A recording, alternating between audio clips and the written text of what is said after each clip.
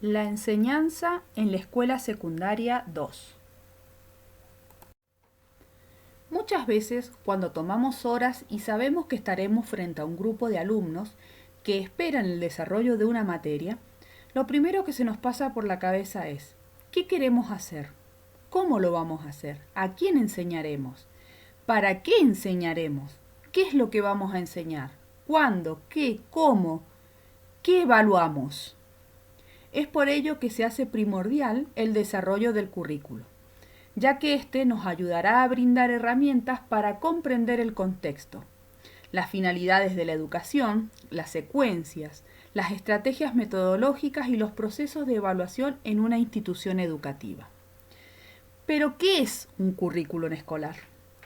Con el pasar del tiempo, se designó como currículum a la representación de los contenidos que el profesorado y los centros educativos tendrían que desarrollar, propuesto e impuesto en la escolaridad a profesores, para que éstos enseñen, y a estudiantes para que aprendan. Por eso decimos que el currículum es una selección regulada de los contenidos a enseñar y aprender, que a su vez regulará la práctica didáctica que se desarrolla durante la escolaridad. El currículum determina contenidos, pero también establece niveles y tipos de requerimientos para los sucesivos cursos. Ordena el tiempo escolar, proporcionando los elementos de lo que será o de lo que entenderemos como progresión escolar, y en qué consiste el progreso de los sujetos en la escolaridad. Dentro del currículum nos vamos a encontrar con 5 tipos diferentes del mismo. Tenemos el primero, que es el currículum prescripto o formal, que es una planeación del proceso de enseñanza-aprendizaje con sus correspondientes finalidades y condiciones académicas y administrativas, y del plan de estudio como una representación documental del currículum. Expone los contenidos, los cuales son necesarios para que el alumno y el docente puedan desarrollar el currículo organizadamente y de esta manera hacerlo formal en la institución, es decir, a través de una planificación. Segundo, el currículum explícito. Está construido por todo aquello que la escuela ofrece mediante ciertos propósitos y planes manifiestos y públicos. Se trata entonces de la oferta educativa cuidadosamente preparada y que se concretiza en un conjunto de objetivos educacionales, planes de estudios, programas, textos escolares, guías didácticas, etc. Un tercero es el currículum nulo. Está formado por aquello que la escuela no enseña y que puede ser tanto o más importante que aquello que enseña. En consecuencia, el currículum nulo se refiere esencialmente a 2 aspectos. Primero, todos aquellos procesos intelectuales que la escuela deja de lado, y segundo, materias, contenidos o asignaturas que están ausentes del currículum explícito. Por otra parte, tenemos el currículum real, que es una transposición pragmática del currículum formal. Supone además una negociación entre docentes y alumnos. La puesta en práctica del currículum formal supone una adaptación a la naturaleza de la clase y a las eventualidades que pudiesen presentar durante su transcurso. Es decir, que el currículum real es la puesta en práctica del currículum formal. Y por último tenemos el currículum oculto. Son aprendizajes ajenos al proyecto didáctico del maestro. Lo que el alumno aprende en la escuela no es solo lo que aparece en los documentos curriculares, sino algo mucho más complejo, como es el conjunto de reglas y normas que rigen en una vida escolar. Sentimientos, formas de expresarlos, valores, formas de comportamiento y adaptación a distintos ámbitos. Estos aprendizajes que no aparecen declarados dentro de un proyecto curricular. Y si tuviéramos que ver el currículum desde el enfoque del pensamiento complejo, invocaríamos inmediatamente a Sergio Tobón, el cual nos dice: incorporar la complejidad en la planificación del currículum sería a través del enfoque socioformativo complejo, el cual pretende generar las condiciones pedagógicas esenciales para facilitar la formación de las competencias, a partir de la articulación de la educación con los procesos que se vinculan a la vida de las personas, implementando actividades contextualizadas a sus intereses, autorrealización, interacción social y vinculación laboral. Tobón toma como base la construcción del proyecto ético de vida, las potencialidades de las personas y las expectativas sociales. Dice que mediante la autorreflexión, cada persona siempre tiene la posibilidad de construir su forma de ser, de pensar y de sentir, tomando así distancia con las imposiciones y los bloqueos que con frecuencia el contexto social nos quiere imponer. Y si tuviéramos que implementar la educación emocional como parte de este currículum, ¿de qué hablamos cuando nos referimos a esa educación emocional? La educación emocional es un proceso educativo orientado al desarrollo de competencias emocionales, un aspecto clave del desarrollo integral de la persona. Necesitamos una educación para la vida y, sin embargo, en la práctica, sobre todo en secundaria, nos centramos solamente en la transmisión de conocimientos y de vez en cuando conviene repensar la finalidad de la educación y proponer vías para un desarrollo integral. Entendemos como competencias emocionales a un conjunto de conocimientos, capacidades, habilidades y actitudes necesarias para comprender, expresar y regular de forma apropiada los fenómenos emocionales. Dentro de las competencias emocionales que por ahí convendría desarrollar están la conciencia emocional. Consiste en conocer las propias emociones y las emociones de los demás. La regulación de las emociones. Significa cambiar el comportamiento impulsivo por una respuesta apropiada a las emociones que experimentamos. No hay que confundir la regulación emocional con la represión. Autonomía emocional. Es la capacidad de no verse seriamente afectado por los estímulos del entorno. Esto requiere de una sana autoestima y autoconfianza. Habilidades sociales. Constituyen un conjunto de competencias que facilitan las relaciones interpersonales. La escucha y la capacidad de empatía abren la puerta a aptitudes prosociales. Y por último, la competencia para la vida y el bienestar. Son un conjunto de habilidades, actitudes y valores que promueven la construcción del bienestar personal y social. Ahora, ¿cómo describiríamos la enseñanza? Como dice Alicia Camilloni en El saber didáctico, la enseñanza está basada en 6 características importantes. La primera, está orientada al logro de finalidades pedagógicas. Las intenciones educativas se expresan, habitualmente, en propuestas curriculares, especialmente en formulación de objetivos, propósitos y contenidos a enseñar. Se piensa al docente como un actor social. Segundo, la enseñanza es una acción orientada hacia los otros y realizada con el otro. Es muy importante encarar la enseñanza como una forma de diálogo. El diálogo requiere comprensión mutua, respeto, disposición a escuchar y a poner a prueba las propias limitaciones y prejuicios. La enseñanza involucra un encuentro humano, porque enseñar es, en definitiva, participar en el proceso de formación de esa otra persona, tarea que solo puede hacerse en un sentido pleno con ese otro.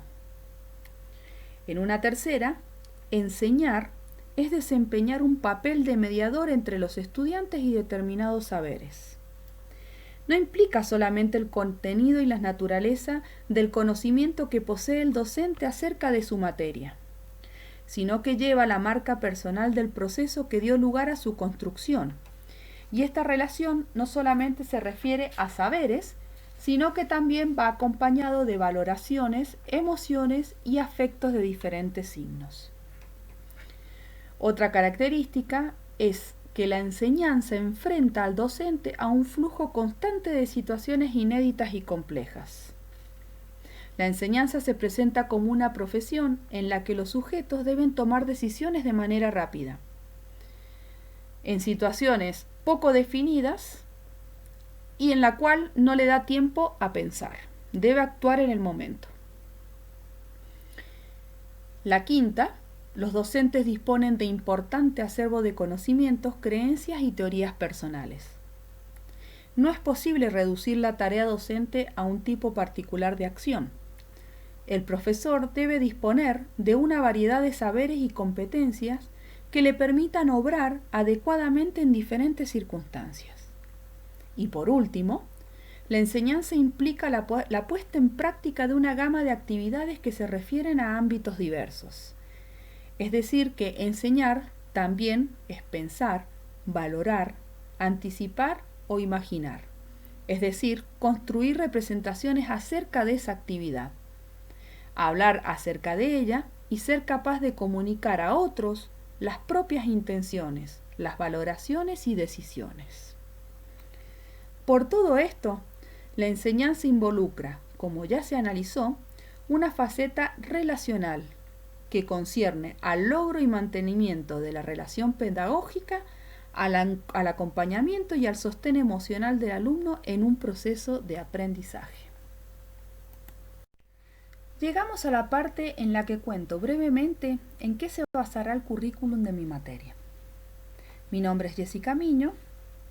La materia que yo enseño es Química General e Inorgánica. Tengo a cargo cuartos años que están distribuidos en escuelas de modalidad orientada. Si tuviera que describir la planificación de mi materia, comenzaría así. ¿Qué somos, qué tocamos y qué comemos? Son interrogantes que nos formulamos desde que somos niños y que a medida que vamos creciendo vamos adquiriendo una idea de la misma. Con esta materia podremos ahondar en esos interrogantes y por fin darle sentido y explicación a través de la química. En el primer eje veremos materia, su estructura y transformación, a través de modelos atómicos, el concepto de materia y sistemas materiales. Podremos entender desde la partícula más pequeña del universo, que es el átomo, y que por más que no podamos verla, sabemos que ahí está, y es la base que forma todo lo que nos rodea. Y pretendo lograrlo desarrollando capacidades como interpretación y comprensión de conceptos, trabajos en equipo, pensamiento crítico y resolución de problemas. Pasamos al segundo eje, que es donde abarcaremos la clasificación periódica y los enlaces químicos, usando tabla periódica y resolviendo uniones químicas. Estudiaremos las riquezas que nos ofrece el planeta Tierra, cómo son sus elementos y compuestos químicos, y cómo podemos trabajar con ellos. En este eje desarrollaremos las capacidades como autorregulación de aprendizaje individual, juicio crítico, trabajo en equipo y resolución de problemas. Ya en el último eje, el tercero, llegamos a grupos funcionales inorgánicos. Allí veremos óxidos, bases y ácidos y por último, sales. Ser un verdadero científico, investigando y llevándolo a la práctica a través del uso de laboratorio y aprendiendo que con cuidado y protección se puede curiosear, innovar y trabajar, sobre todo en los mitos que siempre nos han impuesto sobre los compuestos químicos, y aprender que no todos son dañinos y peligrosos. Esto lo lograremos desarrollando capacidades como comprensión y aplicación de los conceptos, desarrollo de creatividad, manejo de expresión oral, resolución de problemas y juicio crítico. El mundo de la ciencia está al alcance del que quiera aprender. Ahora contaré cómo trabajo mi planificación desde el punto de vista currículum. Pensar el currículum implica siempre un gran desafío, porque pensar y definir el currículum supone decidir cómo queremos formar a esas futuras generaciones, cómo queremos formar a futuros ciudadanos o a futuros profesionales. Pero no siempre contamos con un mismo grupo de alumnos. Su heterogeneidad nos lleva a tener que aplicar todos los tipos de currículum vistos en uno solo, el que daré cada año nuevo. A pesar que sé que nos indica que debemos cumplir con los saberes establecidos según un DCP, el día a día nos lleva a trabajar sobre todo en un currículum real y mucho más en uno oculto. Las actividades que uno tiene pensado hacer, la forma en que queremos dirigir la clase, pensando que quizás al alumno se entusiasme igual que uno cuando lo planea, no siempre cumple con las expectativas. Sobre todo porque muchas veces te encontrás con una clase de resistencia por parte de ellos, ya sea porque se acostaron tarde y no están con todas las luces a la hora de tu clase, o porque tienen problemas en casa o con sus pares, o simplemente porque tu materia no les entusiasma, y por lo tanto las actividades nunca se desarrollan exactamente como uno lo tiene previsto. Los alumnos disponen de cierto control sobre el ritmo e intensidad del trabajo escolar. El mismo puede aligerarse o retrasarse en función del ritmo de trabajo de los estudiantes, que influye de manera directa sobre el currículum formal, dejando de lado ciertos temas, ampliando o teniendo que profundizar otros.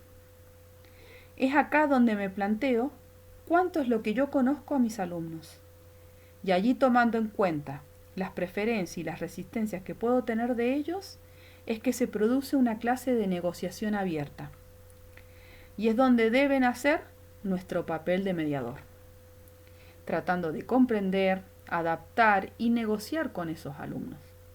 No puedo ser ajena tampoco al mismo contexto sociocultural de ellos.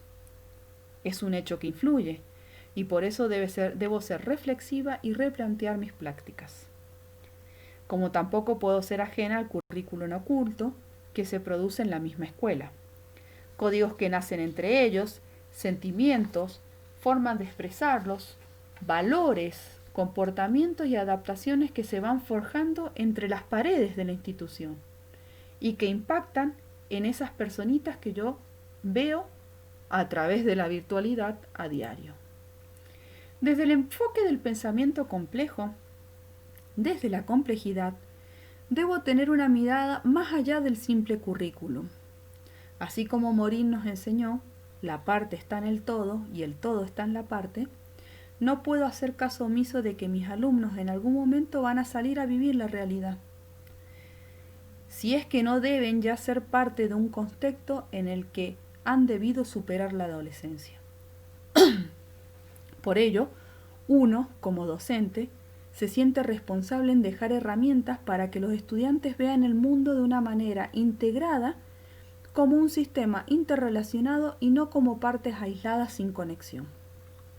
Así por ello, en mi planificación, desde el enfoque por capacidades, trato de desarrollar interpretación y comprensión de saberes, desarrollo un pensamiento crítico, autorregulación de aprendizaje individual o en grupo, resolución de problemas, capacidad de trabajo individual y en grupo, desarrollo de creatividad, manejo de expresión oral y respeto hacia la opinión del otro. Y más aún, teniendo que sobrellevar esta situación de pandemia que estamos viviendo, resalto la capacidad de saber usar herramientas TICs, para que a futuro sepan transformarlas en competencias. Como Sergio Tobón dice, son procesos complejos de desempeño con idoneidad en un determinado contexto con responsabilidad, y logren utilizarlas en busca o ejerciendo trabajos dignos. Reconocer la complejidad de la realidad requiere ir más allá de la enseñanza de la materia. Por eso también he tratado de lograr que diferentes espacios curriculares colaboren entre sí y complementen sus enfoques para que mis alumnos puedan ver diferentes puntos de vista y comprender problemas y desafíos de la realidad en sus múltiples dimensiones. Ahora, de acuerdo a la educación emocional, no todo implica competencias intelectuales.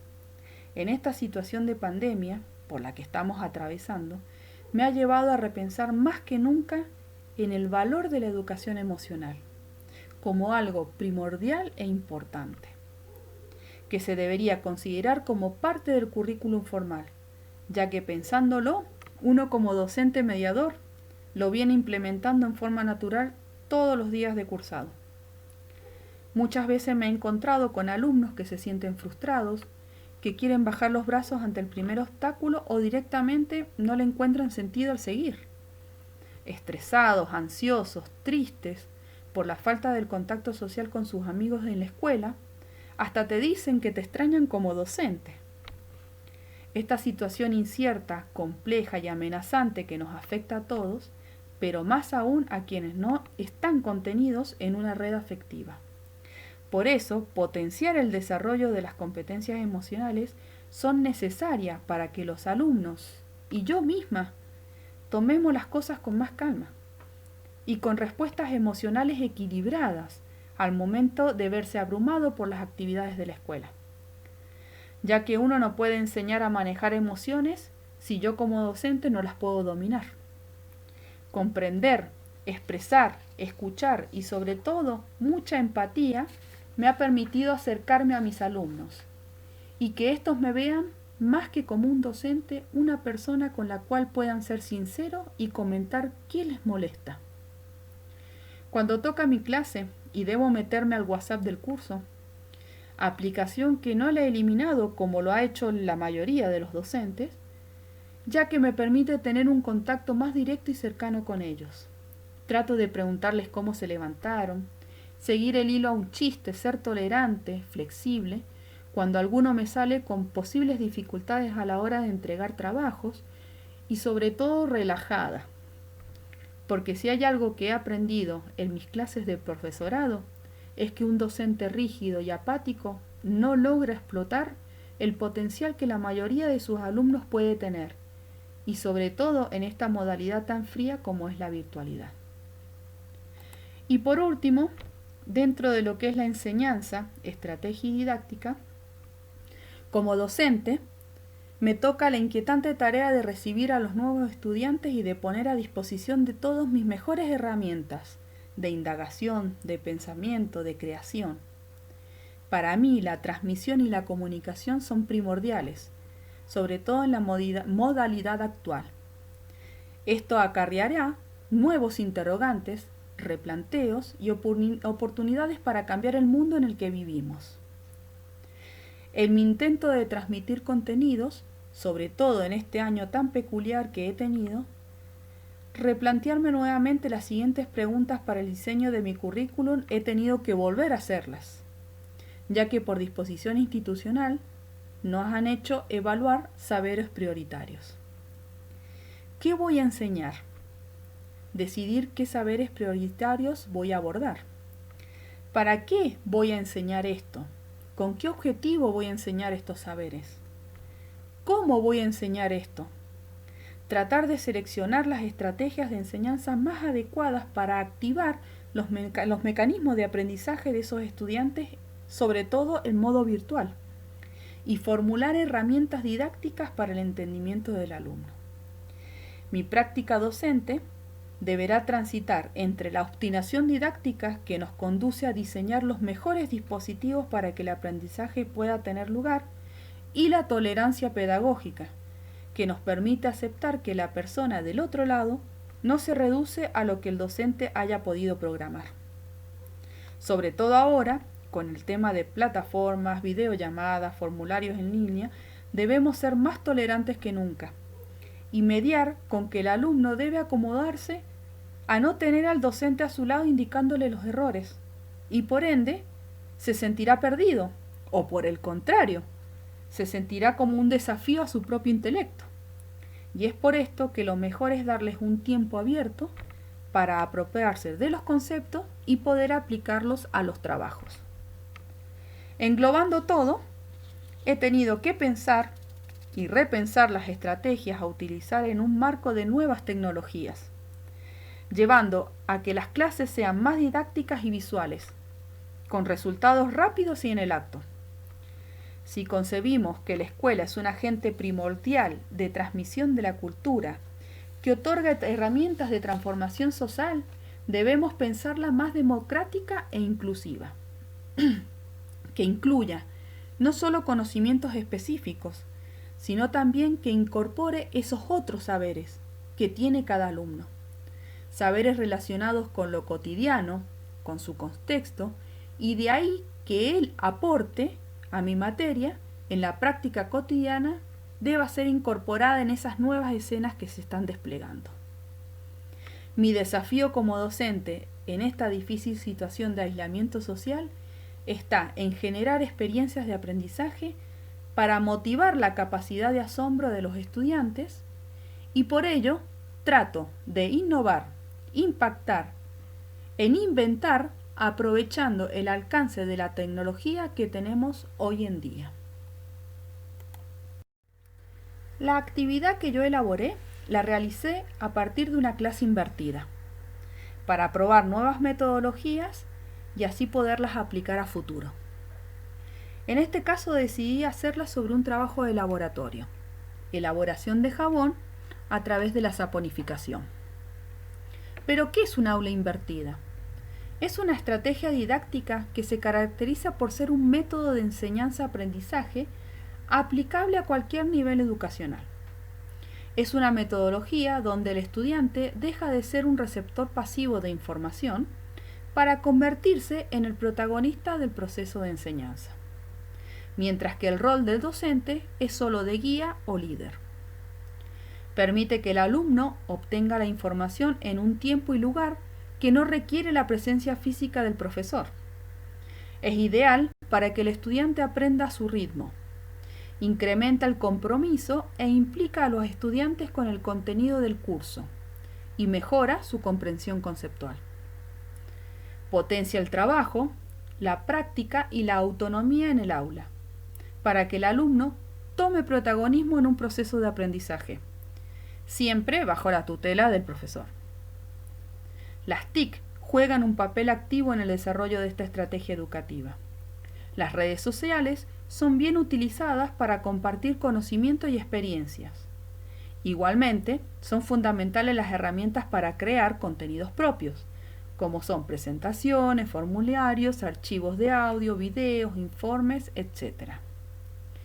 Por eso decidí desarrollar mi actividad de laboratorio basándome en una clase invertida y aprovechando la situación de virtualidad para lograr desarrollar capacidades como pensamiento crítico, resolución de problemas, autoaprendizaje de conceptos, análisis y comprensión de conceptos. Como primer paso, los guío para que investiguen sobre el proceso, el procedimiento, materiales y herramientas que pueden llegar a usar. Les paso el material teórico, le indico enlaces que pueden llegar a buscar bibliografía o videos tutoriales, y una vez superado esa etapa, pasan al segundo paso, que es el trabajo de laboratorio. Deberán realizar la experiencia según lo que investigaron, en forma autónoma, ordenada y limpia, siguiendo un protocolo desde su casa. Yo los voy a ir acompañando durante el desarrollo de la actividad a través de WhatsApp o videollamadas, para lograr enseñarles lo que es protocolo, aclarar dudas o corregir errores referentes al manejo del material. En un tercer paso, los alumnos van a realizar un registro de esa actividad y de los resultados obtenidos. Van a tomar fotografías de los pasos que han ido haciendo y se grabarán desarrollando la experiencia y continuarán con este paso en el transcurso de los 2 meses de espera para que el producto saponifique. Una vez pasado ese tiempo, deberán elaborar un informe de laboratorio volcando todo lo investigado y lo obtenido experimentalmente y plasmándolo en conclusiones, para que al final lo presenten a través del uso de TICs en una exposición oral y la actividad será evaluada a través de rúbricas. Y ya en la última etapa, evaluación o valoración. La evaluación debe permitir analizar y comprender el proceso realizado por cada alumno. Al mismo tiempo, debe permitir estimar los resultados alcanzados, determinar el grado de cumplimiento de las metas curriculares y para ello es necesario instrumentar una evaluación continua, que incluya estrategias diversas que respondan a diferentes propósitos y cubran distintos aspectos del aprendizaje. Pero hoy en día, con alumnos que tienen que estar en continua batalla para lograr un autoaprendizaje y con tiempos que no son los normales, la evaluación formativa ha sido la mejor opción. Aunque, para que tengan un ritmo continuo, yo les tomo en cada final de unidad un formulario en línea con ejercicios puntuales y de resolución rápida. Anexado a esto, he comenzado a implementar rúbricas que me permiten valorar el aprendizaje, los conocimientos y o las competencias logradas por el estudiante. Y a su vez, me facilitan para la retroalimentación. En este caso, la rúbrica de evaluación se hizo sobre la exposición oral de la clase invertida, en la que los alumnos tendrán que contar todo lo investigado y experimentado. Y cerrando el tema, me quedo con una frase de Paulo Freire que dice: la educación no cambia el mundo, cambia a las personas que van a cambiar el mundo. Muchas gracias.